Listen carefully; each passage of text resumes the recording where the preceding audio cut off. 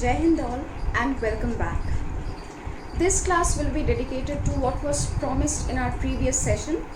We are discussing the chapter The 100 Dresses Won by Bsor Ester or Eleanor Ester, and we are now going to summarize the story. So let us begin.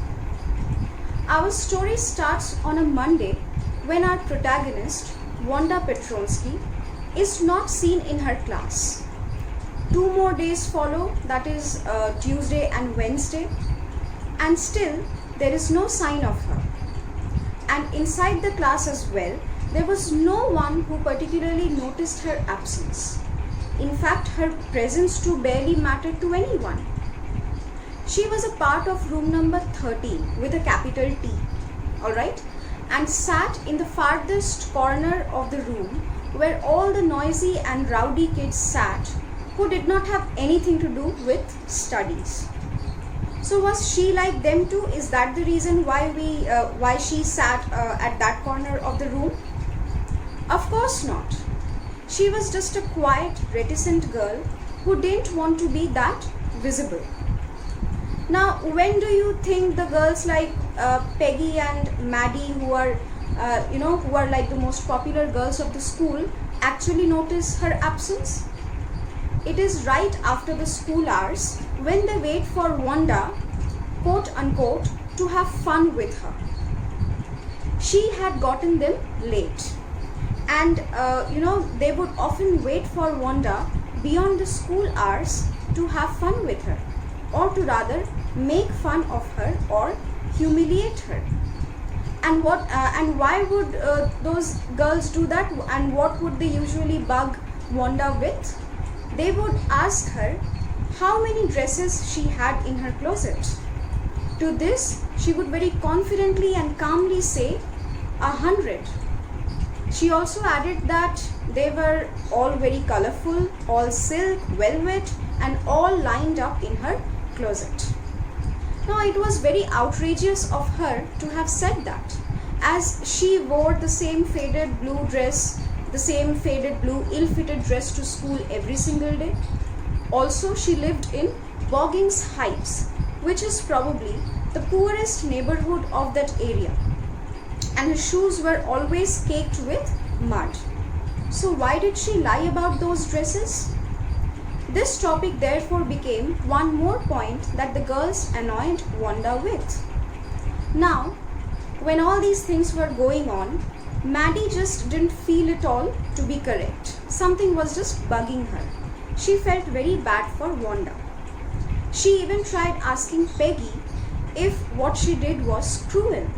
But Peggy said it wasn't, as it did not make Wanda cry. She never shed a tear. And that she shouldn't have lied about those dresses anyway. But Maddie couldn't say anything beyond that, as she herself was poor and sometimes wore Peggy's hand-me-down dresses. She thought that if she protests, she herself might end up becoming the next target. So all she wanted was this to come to an end without her having to do much about it. Once later though, Maddie tried writing a note to Peggy expressing what she couldn't have said directly. But the very next instant, she tore that piece of paper to pieces, as the image of herself in Wanda's place made her shudder with fear. Now, getting back to where it all began. Come Wednesday, and still no sightings of Wanda. But now it was time for the declaration of the results of some painting competition that had happened in their school a few days back. Everyone obviously thought that Peggy would win the girls' contest at least, as she aced at almost everything. She was the best at everything. She was a jack of all trades. But the moment they entered the classroom, they were awestruck. They couldn't believe their eyes. What did they see? The entire room was embellished with paintings of about 100 beautiful and colorful dresses. All the spectators, including Peggy, couldn't help but admire the magnificence of those drawings. So children, you must have got it from here they were the same 100 dresses that Wanda had talked about. And needless to mention, she was the winner of the contest too. Now I leave you with two questions. First, do you think that Wanda was lying about those 100 dresses? And second, did this incident teach Peggy the lesson that was long overdue for her? Do invest some time contemplating these questions, as they are very important towards understanding the essence of this chapter. I hope the summary was clear to you. Now in brief, let me just tell you about the themes this chapter deals with. As of the completion of this chapter, there are just two things that I could think about. The first is, of course, bullying. We probably are all born with the instinct to drag someone down who we think are inferior to us in any way. Sometimes we do it intentionally and sometimes without even realizing it.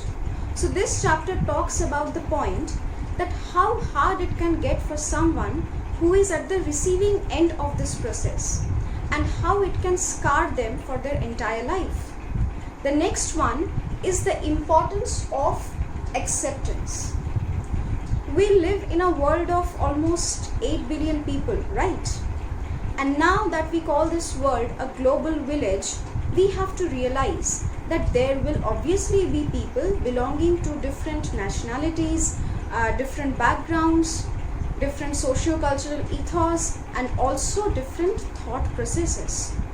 So at least now it has become more and more important to be welcoming and accepting to the differences and varieties that we find in each other, as that is perhaps the only way to a peaceful coexistence.